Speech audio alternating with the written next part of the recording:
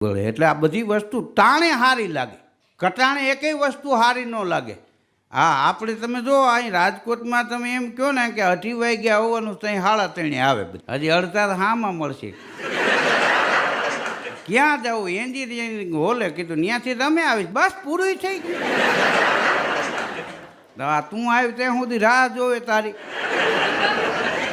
હા, હમણાં એક ભાઈ એના મિત્રને પૂછ્યું કે તમારા મકાન માલિક શું કરે છે? તો કે મકાન માલિક તો જલસા કરતા હતા. કે કરતા હતા એટલે?